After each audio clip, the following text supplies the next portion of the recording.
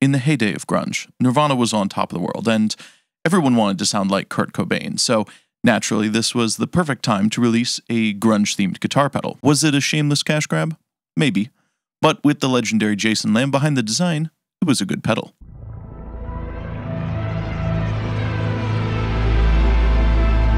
Kurt Cobain, ever the comedian, put it on his pedal board and told guitar magazines that was the secret to his sound. Of course, he never actually used it, and in fact he ripped it off at a show one time and threw it into the audience, and that exact pedal sold for a cool $16,000. I bought this one for only $40, and it's not a DoD, it's the later Digitech version. It's not as well loved as the original, but it still sounds pretty similar. You can see some photos of the circuit here. I don't know too much about it, but maybe some of you do and can let me know in the comments. It's an SMD or surface mount board, unlike the original through-hole design. It's got 4580 op amps instead of the 4558s on the original, though I don't think that makes a huge difference. Both the DoD and Digitech feature a 14007 UB dual-pair inverter, which I'm going to guess is used for wave shaping or clipping, but I'm not sure. It's got cascading gain staging driving into hard clipping with dual gyrator active EQ. This Digitech version also shows that the same board was used in the death metal pedal, which is interesting, and this fits nicely into that genre. It's certainly not the sound of Cobain, who used the DS1 as his dirt box of choice. The Grunge is an over-the-top distortion pedal that feels more like a metal pedal than anything. I've gotten some good tones out of it on bass, but if you think this pedal has too much distortion, you are sadly out of luck.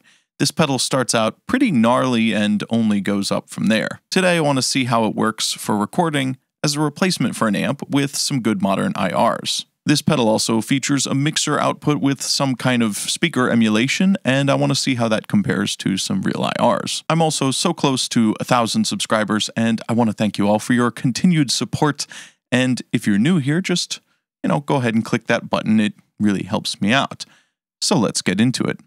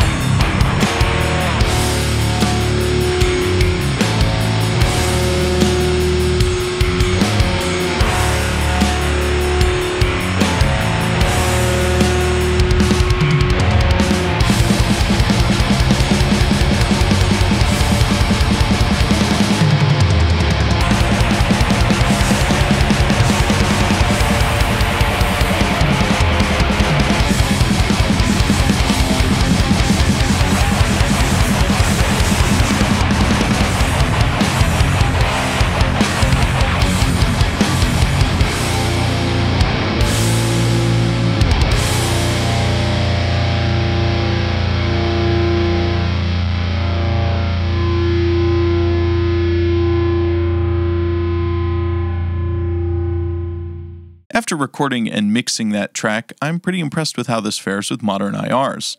It works well enough as a standalone amp for recording. As you can hear, the built-in speaker emulation is not that great, and I don't think I would ever use it, but it's a cool feature to have and one you'll see on other Digitech pedals of this time period. As far as a replacement for an amp in a recording, this pedal doesn't really offer a whole lot of tonal options or features, especially compared to any amp sim or modeler out there.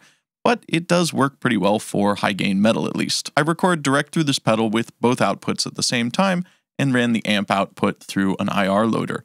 Other than that, there's no effects or processing on either of these signals because I wanted to give you how this pedal sounds raw, and I'm sure I can bring out a little more with some EQ and perhaps running a noise gate with it, but that seems to be besides the point, and I just want to see how this pedal works on its own. The gain range makes it unsuitable for anything besides pretty heavily crunchy tones all the way up to quite high gain ones.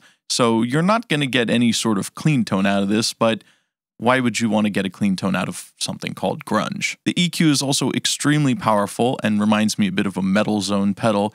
It's got those active EQs that boost probably up to 20 decibels, so I pretty much left them flat, just boosting a tiny bit of the treble, but if you go too much in either direction, things get out of control very quickly on this pedal, so it's best to just leave them flat.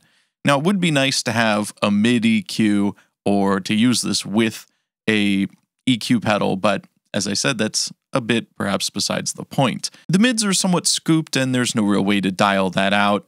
Interestingly, the built-in speaker emulation is very mid-forward and dark, but I guess that sort of complements the pedal. I did try out a bunch of different IRs to see what would work best with this pedal, and I settled on the GGD Studio Cabs Cali IRs, and those are vintage 30s, some of the best ever made that Nolly has collected in Mesa oversized cabinets. It's a classic combination, and those IRs will make almost anything sound great, so they worked well here. Anyways, it's been a fun dive into the history and sound of this pedal, and I hope you've enjoyed it. As always, smash like and subscribe, and I'll see you in the next video.